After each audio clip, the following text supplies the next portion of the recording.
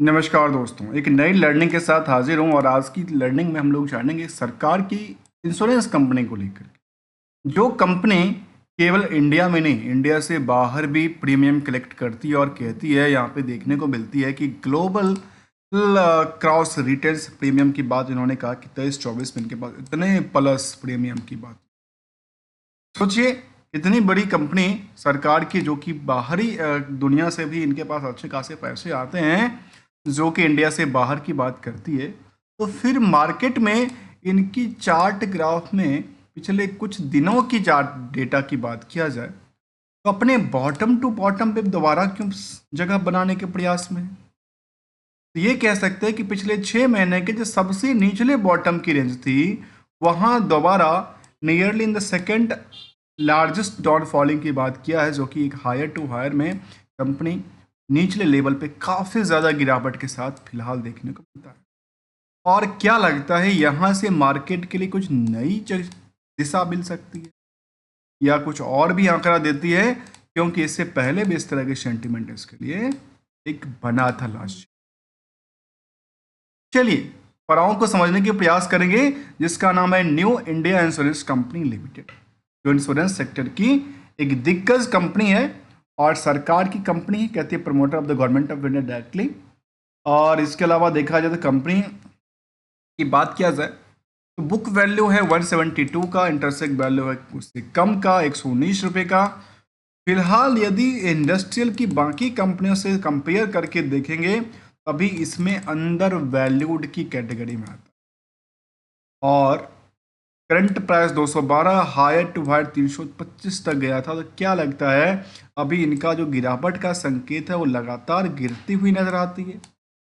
दोस्तों, खरीदने वाले हमेशा बैठे हैं, बेचने वाले हमेशा बैठे हैं, तो आखिर कौन खरीद रहा है, कौन बेच रहा है और इसके प्रति मार्केट की रिएक्शन क्या कह रही है, जो कि 85% की होल्डिंग तो सरकार खुद ही बैठी है। तो फिर बाकी डेट्स बिल्कुल नहीं है कंपनी को लेकर के। अर्निंग पर शेयर की बात किया तो कहते हैं कि 100% से ज़्यादा की अर्निंग करती है और आरुषि और आरओ की मात्रा मिनिमम से भी काफ़ी न्यूनतम पे बनती नज़र आती है। तो इसके बारे में यदि हम ये समझें कंपनी को लेकर, डिविडेंड की ट्रैक रिकॉर्ड या मार्केट कैप को लेकर, तो क्या आंकड़ा देती है कि आगे आने वाले समय में क्या इनके 200 के आसपास एक स्ट्रॉन्ग सपोर्ट की बात कर रही है, या ऐसा तो नहीं जो मार्केट वो स्ट्रॉन्ग सपोर्ट के बाद यहाँ से उछलने के लिए 325 को दोबारा तोड़ सकती है।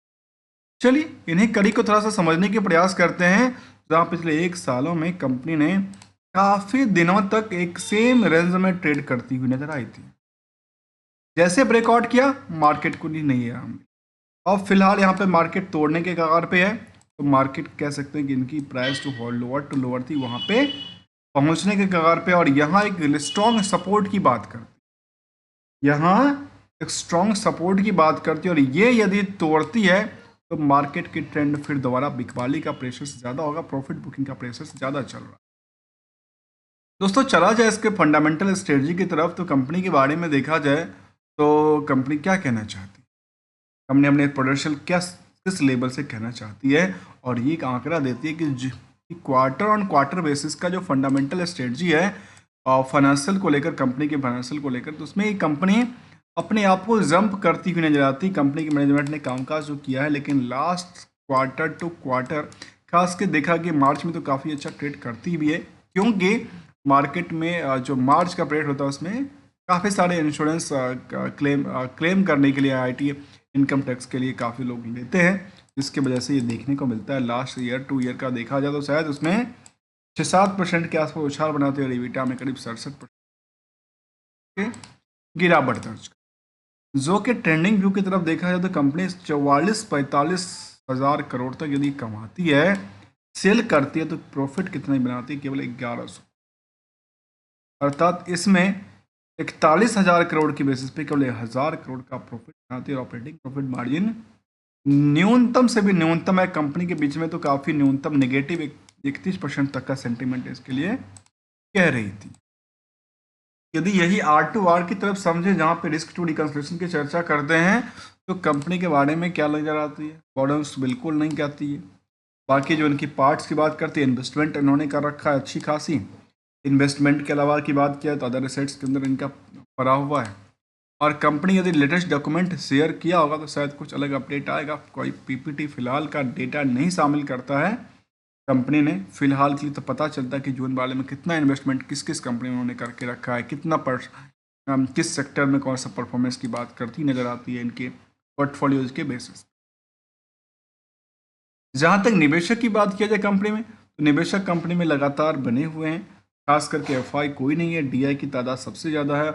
और ये कह सकते हैं कि डीआई में सबसे बड़ी भूमिका एलआईसी की होगी और दूसरे को सरकार की है, जहाँ पे जनरल इंश्योरेंस कंपनी भी सरकार की है। इसके अलावा देखा जाए तो कह सकते हैं कि इसमें ऑलमोस्ट ज़्यादातर सरकार की 2% के आसपास ही होल्डिंग आम पब्लिक के पास है। और आम पब्लिक की तादाद की बात करें तो करीब 1.5 लाख से ज़्यादा की भीड़ का आंकड़ा कहती है, जो लगातार नए प्लेयर के साथ बनी हुई है।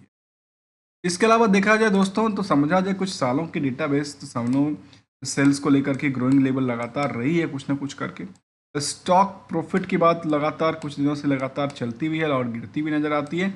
स्टॉक प्राइस सीजीआर की बात यदि किया जाए तो सर कह सकते हैं कि हाँ, एक साल में ऊंचाइयों पे पहुंचती हुई नज़र आती है, लेकिन रिटर्न ऑन इक्विटी बिल्कुल इनको बैक सपोर्ट नहीं देती नज़र आती। जहाँ पीयर्स में एलआईसीज, एसबीआई लाइफ और एचडीएफसी लाइफ जैसी कंपनी शामिल है, जबकि इसमें कंपैरिजन टू द बाकी कंपनियों से अभी भी देखने को मिलता है इस कंपनी की ग्रोथ लेवल में, जो स्टॉक प्राइस की ग्रोथ लेवल की बात करो, कंपेरिजन एलआईसी से ज़्यादा भीड़ कहता है, जीआईसी से काफ़ी ज़्यादा भीड़ कहता है इस कंपनी में जिसका नाम है न्यू इंडिया इंश्योरेंस। अब दोस्तों कुछ कंक्लूजन की तरफ चलेंगे और चार्ट में देखा जाए तो वॉल्यूम को लेकर क्या इंटरेस्ट।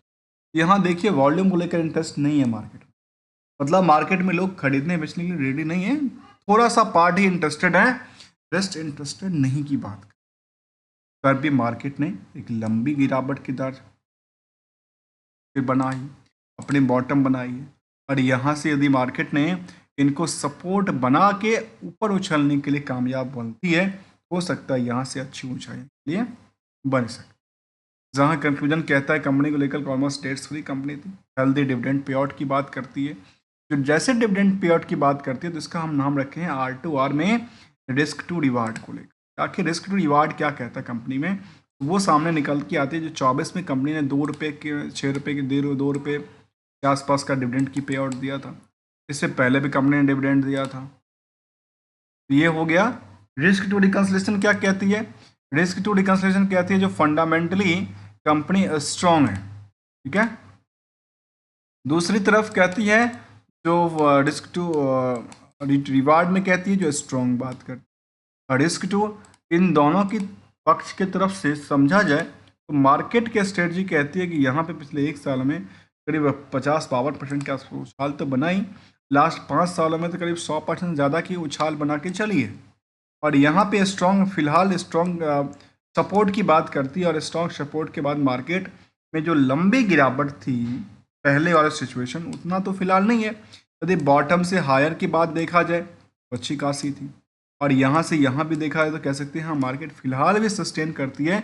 और इसके लिए गोल्डन रूल को समझना जरूरी है दोस्तों। गोल्डन रूल क्या कहता है, मार्केट की गोल्डन रूल कहता है कि ट्रेंड को फॉलो करना। ट्रेंड को फॉलो कैसे करना, जब मार्केट में सब के सब बेच रहे हैं, कोई ना कोई खरीदने वाला तो है, लेकिन ज़्यादातर लोगों का इंटरेस्ट क्या है, बेचने के प्रति है, जो अपने शेयर्स को डिस्काउंट करके बेच रहे हैं।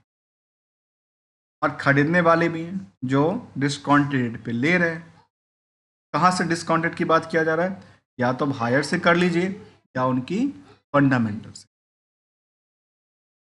अब समझ में आती है दोस्तों जी कंपनी में आखिर कंक्लूजन क्या निकला। तो कंक्लूजन ये निकली तो कंपनी में अच्छी खासी ग्रो की एक्सपेक्टेशन क्या किया जाता है रिगार्डिंग टाइम टू टाइम, जहाँ पे कंपनी में प्रमोटर्स लगातार बने हुए हैं, और जो आम निवेशक है उसमें 2% की होल्डिंग है टोटल, यही डिस्कस करती है।